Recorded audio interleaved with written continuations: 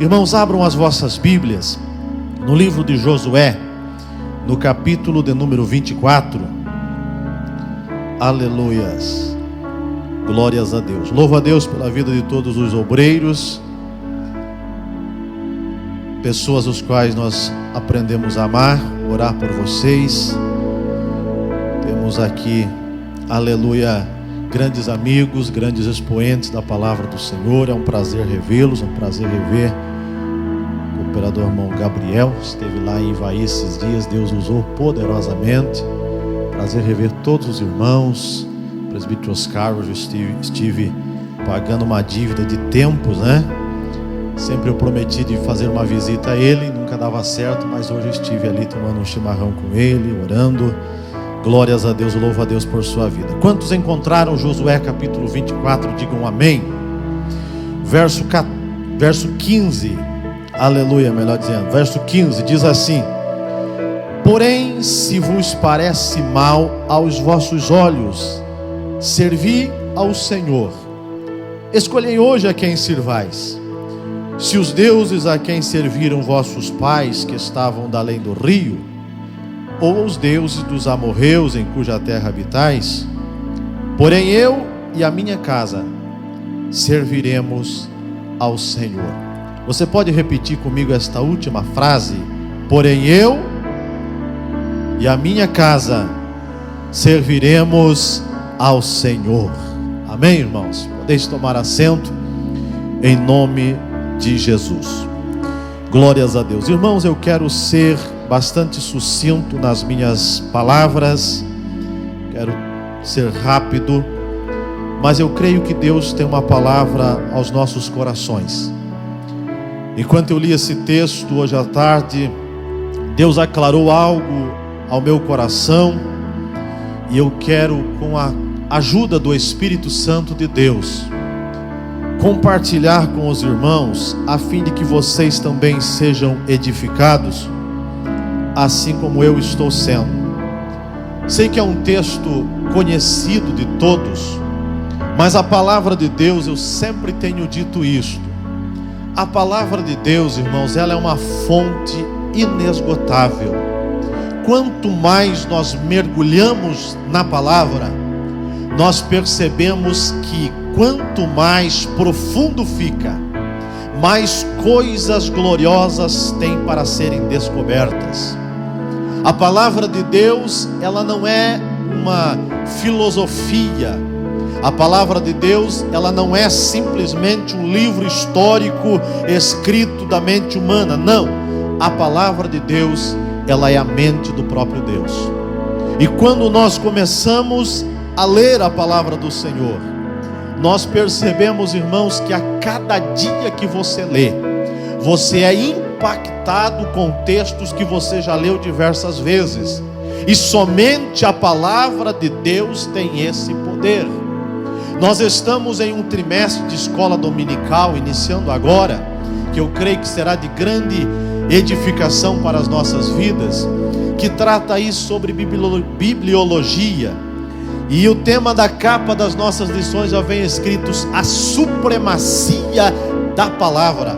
Supremacia significa que não há nada além da palavra de Deus.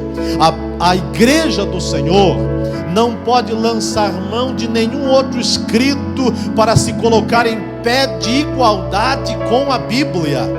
É óbvio que nós temos muitas literaturas as quais nos ajudam muito, nos aclaram as ideias, mas para se colocar em pé de igualdade com a Bíblia, não existe na terra um livro com esta autoridade, porque somente a Bíblia, a palavra de Deus, aleluia, tem essa autoridade, ela é suprema. Amém, irmãos? Louvado seja o nome do Senhor. Irmãos, mas já que nós estamos dando aqui esta introdução, falando justamente sobre isso, sobre a supremacia da palavra, aleluia, é lamentável nós dizermos que, infelizmente, irmãos, nós vivemos em um tempo em que muitas pessoas têm banalizado textos sagrados, têm banalizado as verdades da palavra de Deus. textos da palavra de Deus são retirados do seu contexto. E há quem diga que todo texto sem contexto é pretexto para heresias. E muitas heresias, de forma direta ou indireta, são criadas quando se aborda um texto, mas não se leva em consideração o seu contexto. E nós vemos que hoje, irmãos, é muito comum nós vermos como tema de para-choque de caminhão o Salmo 23, por exemplo: o Senhor é o meu pastor e nada me faltará. Às vezes você vê também Filipenses 4,13: posso todas as coisas naquele que me fortalece. Um texto tirado completamente do seu contexto, porque ali Paulo diz que ele estava preparado a ter fartura, como também a passar necessidades. Então o posso de Paulo é: posso passar por bonança, mas também posso passar pelo vale sem deixar de ser crente, sem negar a fé, sem abandonar Deus, sem abandonar a minha chamada, o propósito para o qual Deus me escolheu. Aleluia. Então observe, irmãos, que quando se tira um texto do seu contexto, aleluia, se pode colocar quantas verdades relativas quiser colocar, mas quando nós olhamos para a palavra de Deus e observamos o seu contexto, somos fiéis, somos honestos para com o texto, aleluia, aí sim você aprende a ser um verdadeiro cristão. Porque ser cristão, irmão, vocês sabem que a palavra cristão, ela começou a ser empregada com relação aos discípulos lá em Antioquia da Pisídia. Por quê? Porque o modus vivendi dos discípulos se parecia com Cristo. Quando a sociedade olhava para os discípulos de Cristo, eles observavam que até mesmo, imagino eu, o modo de andar se parecia com Jesus, o modo de falar se parecia com Jesus, o modo de tratar com as pessoas se parecia com Jesus. E aí a sociedade começa a olhar para os discípulos, e eu creio que a princípio teve até um sentido meio que pejorativo, mas de repente aquilo foi se tornando uma autoridade para que os discípulos pregassem, porque eles começavam a olhar dizendo assim: olha aí, ó, os cristãos se parecem com Cristo. Aleluia. Irmãos, e quantas vezes nós também somos rotulados por alguma coisa que a princípio você até acha que é pejorativo, mas quando nós começamos, aleluia, a pensar sobre isso, você vê que é a responsabilidade que você está, aleluia, em levar o reino de Deus a sério, em levar a palavra de Deus a sério, e são as consequências desta responsabilidade, são os refluxos desta responsabilidade que está brilhando lá fora, e até mesmo no sentido que a sociedade tente lançar de forma pejorativa, mas eles estão reconhecendo, aleluia, que o nosso papel está sendo exercido. Irmãos, eu fico pensando que por muito tempo nós fomos chamados de protestantes por causa da reforma protestante. Todo aquele que aceitava Jesus começava a servir a Deus, começava a participar de alguma igreja, ele era chamado de protestante. Depois, de modo assim pejorativo, o mundo começava a olhar para os crentes, e por muitos anos até mesmo os nossos irmãozinhos da congregação cristã do Brasil, eles eram chamados de os Bíblias. Nós também levamos este apelido, digamos assim, de os Bíblia, porque a gente saía para os evangelismos e levava a Bíblia debaixo do braço. De repente, irmãos, não éramos mais chamados de os Bíblia, passamos a ser chamados de evangélicos, e agora de gospel. Irmão, a coisa está regredindo. Ei, mas está no tempo, irmão, de nós começarmos a ser reconhecidos como verdadeiros cristãos. Pessoas que amam a Bíblia, que não ficam, irmãos, usando o texto fora de contexto. aleluia, mas usa da palavra de Deus para ser o seu norte, para ser o seu rumo, para ser o seu modus operandi, para viver, aleluia, de conformidade com a palavra do Senhor, porque somente desta forma é que nós poderemos agradar a Deus e entrar nos céus. Amém? E entre esses textos, irmãos, que eu citei, Salmo 23, Filipenses 4:23, está também Josué capítulo 24, versículo 14, obviamente a última frase. Você chega em muitos lugares, irmãos, tem até quadro na parede, tem essa frase escrita em para-choque de caminhão, em para-brisa de automóveis: eu e a minha casa serviremos ao Senhor.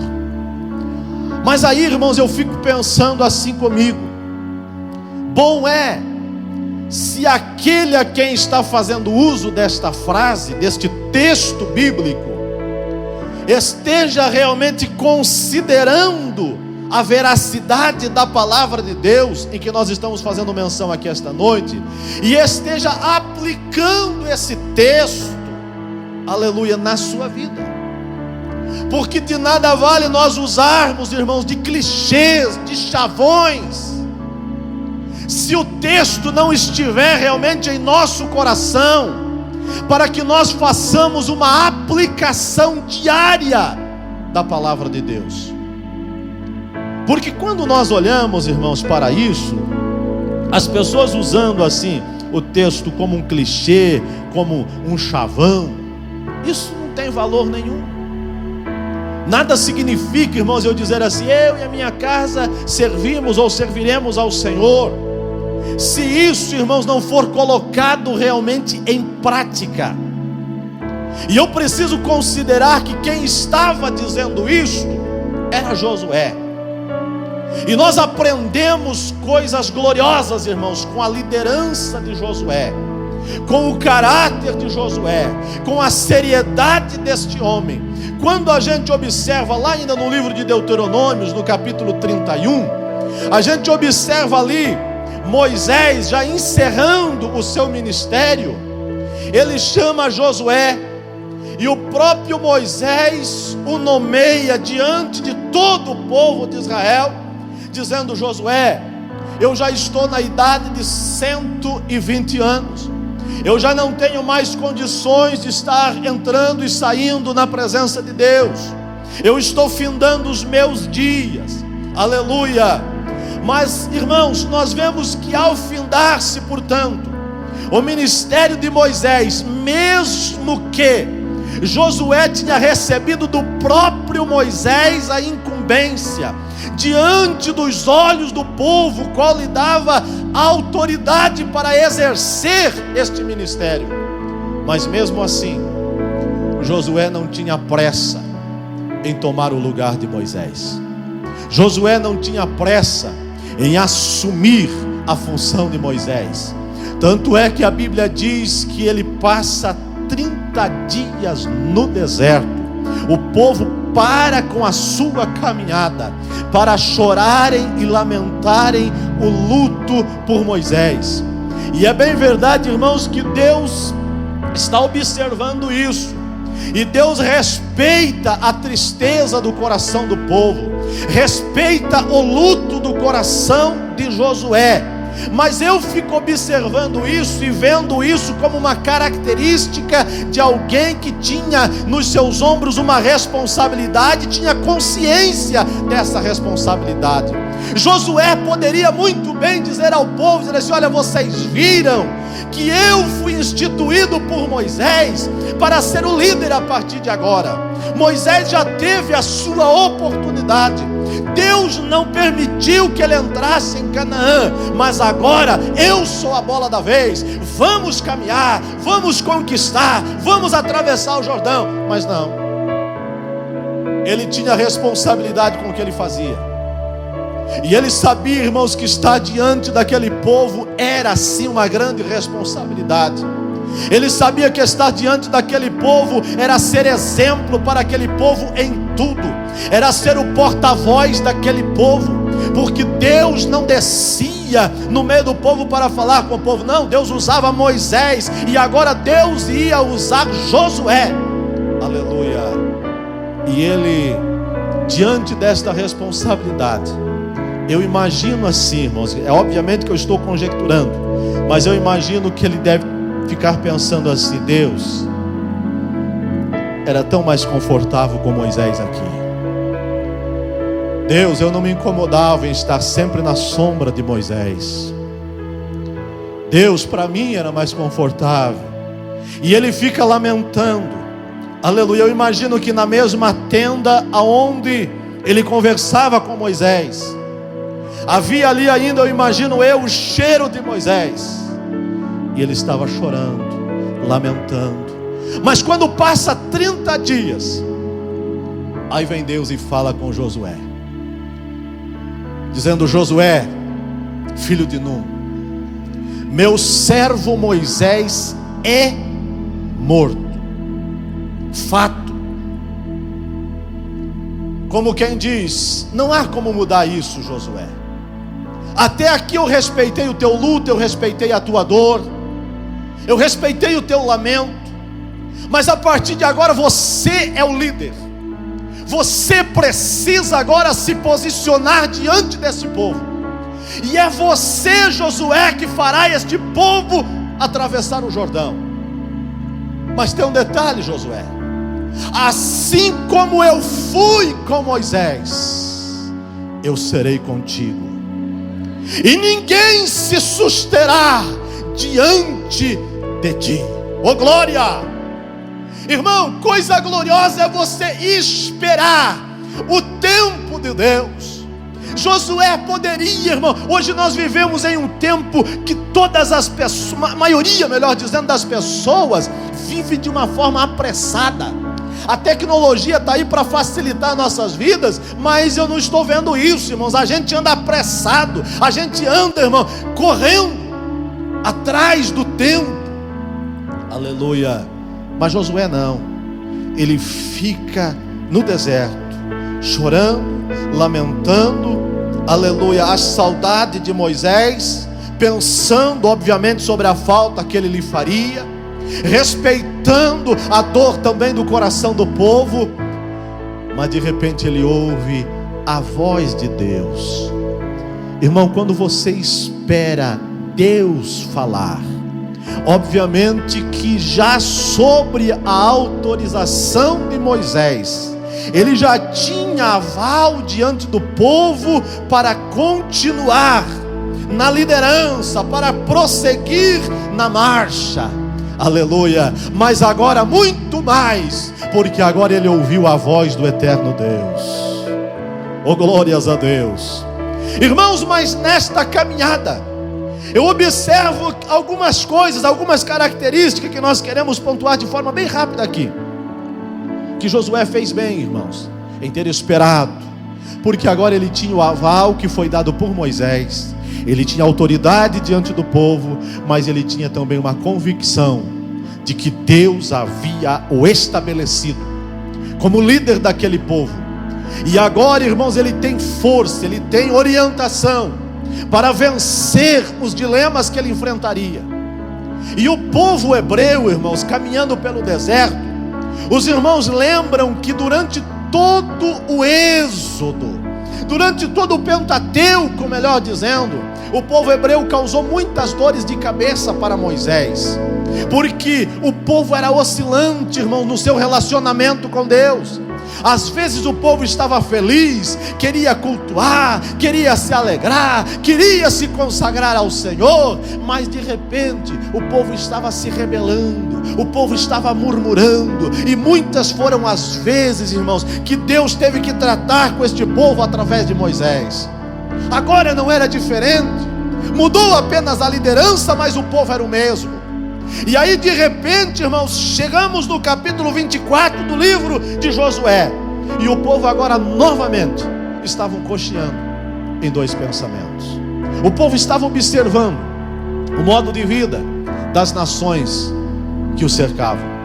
E Josué agora, irmãos, como líder que era, como um homem temente a Deus, como alguém compromissado com o reino de Deus, ele toma uma postura diante do povo.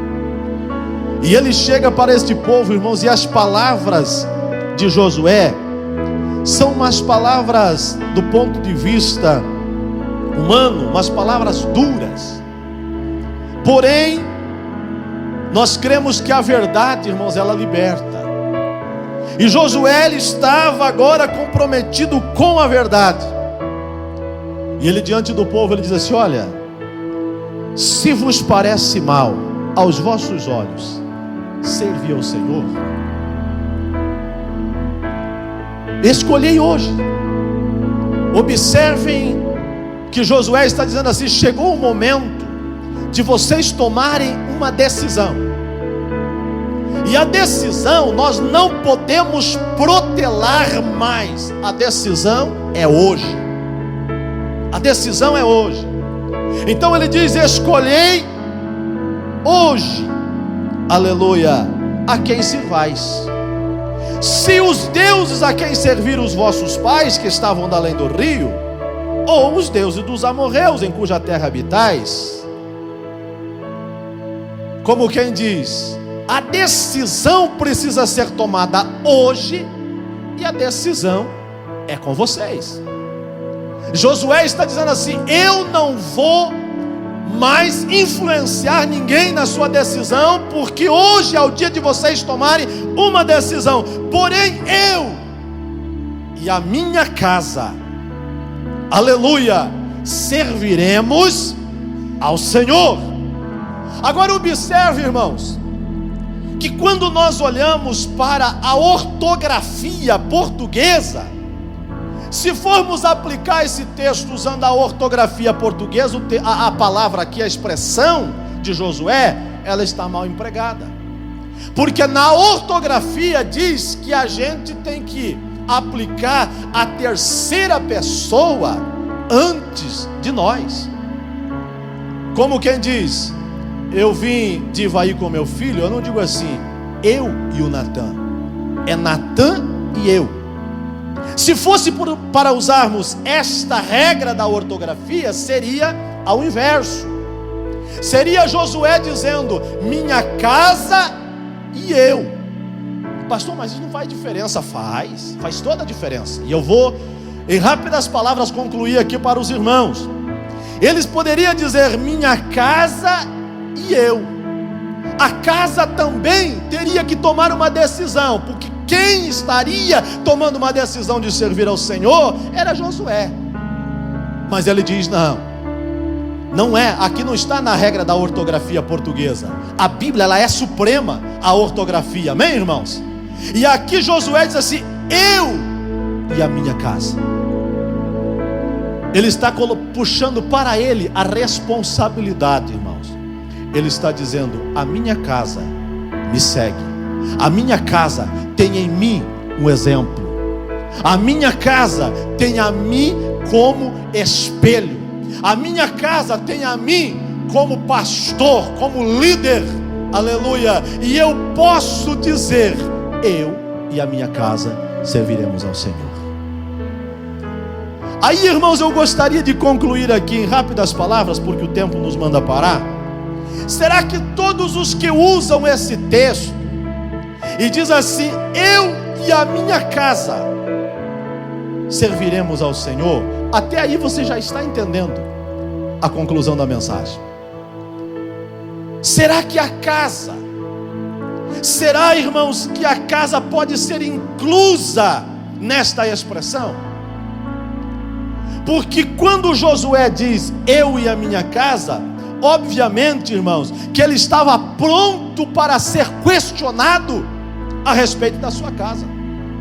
Ele estava pronto para mostrar, aleluia, o seu exemplo como pai, o seu exemplo como esposo, o seu exemplo como líder espiritual dentro da sua própria casa. Porque quando nós dizemos eu e a minha casa, irmãos, eu só gostaria de dizer o seguinte: você não pode exigir da tua casa algo que você não esteja vivendo primeiro. As nossas casas, irmãos, elas são um reflexo daquilo que nós somos. Quando Josué diz eu e a minha casa, ele tinha autoridade para dizer isso. Quando eu digo eu e a minha casa servimos ao Senhor, em primeiro lugar, irmão, nós precisamos entender que servir ao Senhor é servir ao seu reino. E a nossa casa, irmãos, ela precisa estar a serviço do reino. A nossa casa, ela eu costumo dizer, irmãos, que a minha casa, eu preciso considerar assim, como a minha primeira congregação. Os meus filhos jamais, irmãos, eles acostumarão, eles terão o hábito de ler Bíblia, se eles não me ver lendo. Eles não terão o hábito de orar, se não me verem orando. Eles não honrarão a Deus, se eles não me verem honrando. Portanto, tudo aquilo que nós queremos, irmãos, que a nossa casa reflita diante da igreja e diante da sociedade, aleluia, nós precisamos ser o refletor dentro da nossa casa. Aleluia. Irmãos, eu costumo sempre reunir os meus filhos para orar. Obviamente que nós, como obreiros, como servos do Senhor, você precisa ter aquele momento a sós com Deus. Mas à noite eu gosto de reunir os meus filhos e orar com eles e por eles, porque isso os marcará. E às vezes, irmãos, quando a gente não tem muito tempo, as coisas estão muito corridas, ainda eu vou no quarto do meu filho. Esses dias eu fui, ele já estava deitado, e eu disse: Natan, você já orou? Ele disse: não. Então levanta e ora. E ele se levantou, dobrou o joelho e orou. Irmãos, por quê? Porque se nós queremos que a nossa casa esteja a serviço do reino de Deus, nós precisamos considerar estas coisas. Porque quando Josué está afirmando eu e a minha casa serviremos ao Senhor, ele está dizendo: a minha casa continuará a serviço do reino de Deus na terra. Independente da escolha que o povo tomasse naquele dia, se decidissem servir aos deuses dos amorreus, aleluia, aos deuses em quem, na terra quais eles habitavam, porém a casa de Josué, ela estava já doutrinada que existe um único e verdadeiro Deus, que é digno de toda a adoração. A casa de Josué, irmãos, conhecia Deus através do próprio Josué. Aí, irmãos, quando eu digo assim que a nossa casa, ela deve estar a serviço do reino de Deus, para nós concluirmos aqui este pensamento, às vezes as pessoas dizem assim: minha casa, eu e minha casa serviremos ao Senhor. Mas aí eu digo assim: como? Como é que você tem servido ao Senhor? Porque quando nós dizemos que servimos ao Senhor, vocês sabiam, irmãos, que até mesmo a palavra liturgia no original, liturgeia, significa serviço. Serviço a quem? Primeiro a Deus. É por isso que Romanos 12, versículo 2, Paulo diz assim que o nosso culto é um culto racional. Por quê? Porque é um serviço a Deus.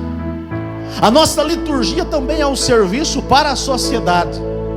Quando nós estamos aqui prestando um culto, o mundo lá fora observa o nosso culto e aprendem conosco a cultuarmos, a cultuar ao único e verdadeiro Deus que é digno de culto.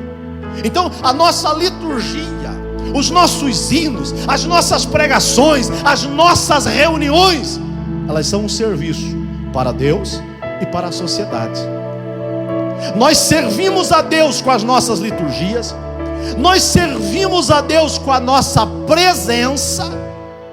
Se você diz que serve a Deus, mas você não tem compromisso com os cultos, em estar aqui, irmão, você diz assim: a igreja tem bastante gente, o pastor nem vai perceber que eu não fui.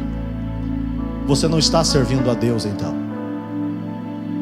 Porque servir a Deus é você dizer assim: eu preciso ir, porque eu dou uns glória lá, que eu tenho certeza que atinge os céus.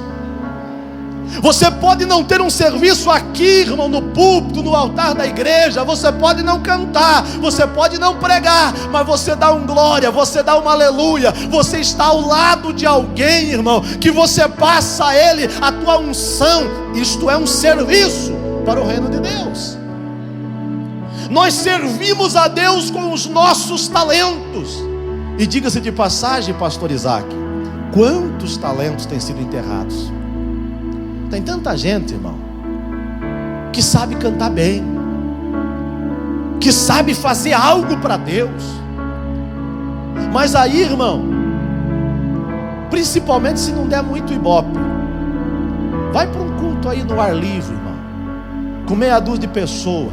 Aí a gente sabe que o irmão, a irmã lá canta bem. Aí você diz: eu sei, irmãos, porque eu agora estou só, como diz, auxiliando, mas eu já fui pastor de igreja por 13 anos, ininterruptamente. Aí você diz assim: o irmão fulano lá tem um hino para cantar. Você sabe que o irmão canta, ele tem um talento. Mas aí você diz assim: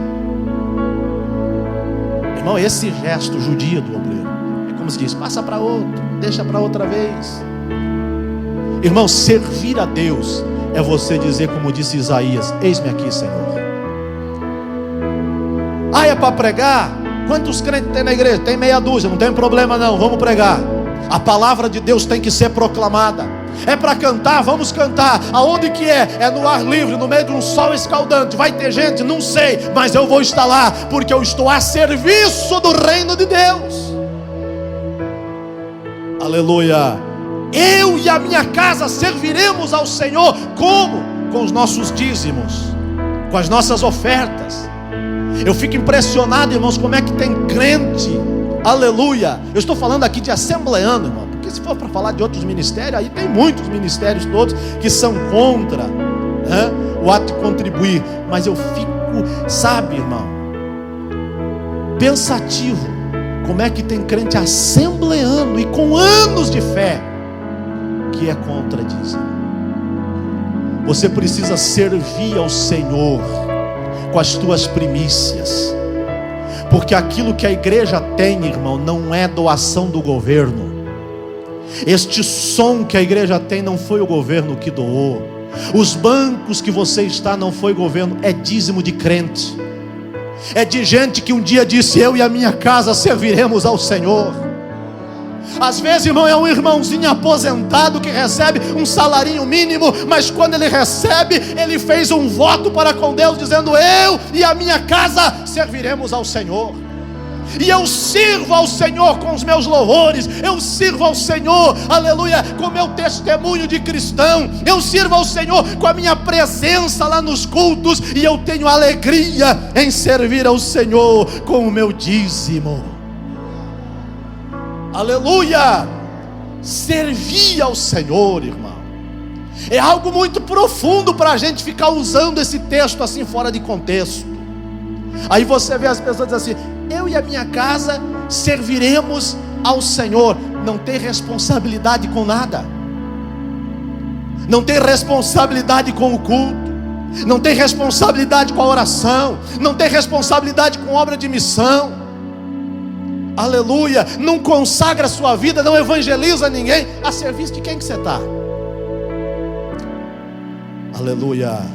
Irmãos, a palavra é meio pesada. Aliás, a palavra de Deus não é pesada. A palavra de Deus, irmãos, ela é como um martelo que esmiuça a penha.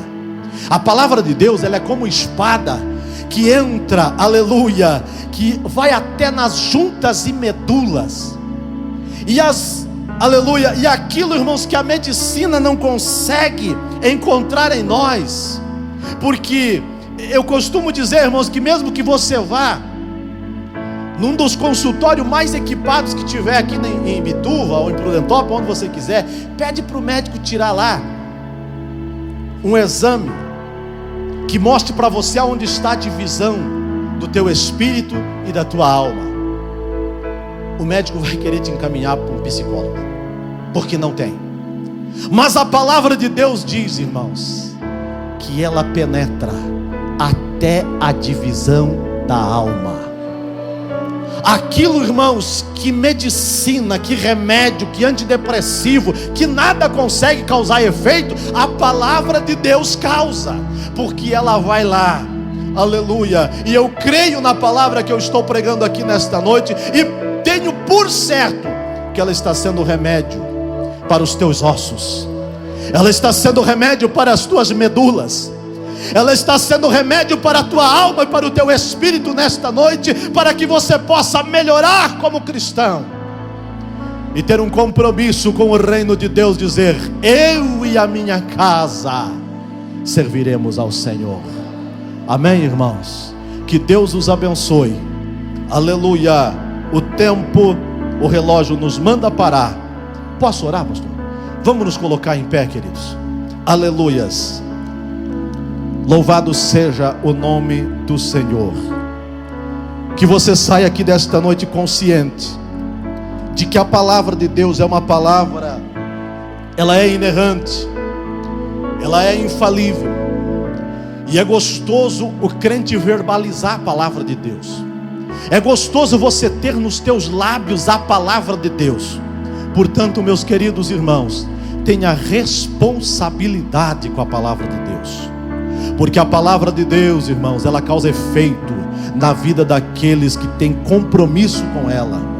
Portanto, meus amados irmãos, quando você vê por aí pessoas dizendo assim: eu e a minha casa serviremos ao Senhor, você fala, mas você fala com convicção.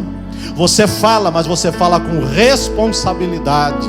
Louvado seja Deus. Se há alguém que precisa de uma oração nesta noite, para que você seja reanimado na fé, para que você seja avivado no teu espírito nesta noite, e que você saia daqui mais uma vez reatando o teu compromisso com o reino de Deus, aleluia, dizendo: Deus, eu serei mais fiel ao Senhor.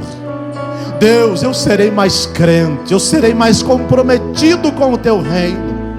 Estamos iniciando ainda, irmãos, estamos no 16º dia, aleluia, do ano de 2022. Ainda dá tempo de você fazer a diferença, aleluia, aqui nesta cidade. Se você sair daqui dizendo: Deus, me ajuda, eu preciso, Senhor, aleluia, ser um instrumento nas tuas mãos. Eu preciso, Deus, que o Senhor derrame mais da tua graça sobre a minha vida, que a tua palavra, Senhor, será pronunciada nos meus lábios de uma forma, aleluia, compromissada, oh glória, para que vidas sejam também abençoadas ao ouvir a minha voz, e você pronunciará por onde você passar: aleluias, aleluia, eu e a minha casa serviremos ao Senhor. Oh, glória, glória seja dada ao nome do Senhor. O Senhor é digno de toda a nossa adoração. O Senhor é digno do nosso louvor. O Senhor é digno do nosso serviço. O Senhor é digno da nossa dedicação. Fale com Deus agora. Pai santo e eterno Deus, em nome de Jesus nós oramos. Em nome de Jesus nós tributamos ao Senhor toda a nossa adoração, todo o nosso louvor. Pai santo, Pai amado, Deus de misericórdia, Deus de bondade, cobre, Pai querido, a tua igreja com as tuas mãos agora. Dê vitória, Pai santo, ao teu povo. Oh Deus de misericórdia, meu Deus, levanta, meu Deus, aqui pessoas comprometidas com o teu reino, comprometidas com a tua obra, homens e mulheres, Senhor, que se posicionem, Pai, dizendo: eu e a minha casa serviremos ao Senhor. Seremos como refletores, Pai santo, nesta sociedade. Oh Pai bendito, Deus de misericórdia, derrama, Senhor, sobre nós a tua unção, a tua graça. Cura os enfermos, Pai, nesta noite. Renova, Pai querido, aqueles que estão desanimados, aqueles, Pai, que estão abatidos. Aqueles, ó Deus querido, que estão prostrados diante de dificuldades, diante de problemas que aos olhos humanos parecem insolúveis, Pai, mas Tu és o Deus que tem a resposta, Tu és o Deus que tem nas Tuas mãos todo o poder. Entra agora, Pai, com providência, aleluia, derruba por terra todo o mal, cessa, Senhor da glória, toda praga, toda seta lançada, que não prospere contra a vida da Tua igreja, contra a vida dos Teus filhos, e que haja testemunho na Tua casa, de que coisas gloriosas o Senhor tem feito no meio da Tua igreja. Recebe, Pai, o nosso louvor, recebe, Pai, o nosso culto, recebe, Pai, a nossa gratidão. Tudo, Pai, pedimos, ó Senhor, para a glória e para louvor do Teu nome, em nome de Jesus, amém.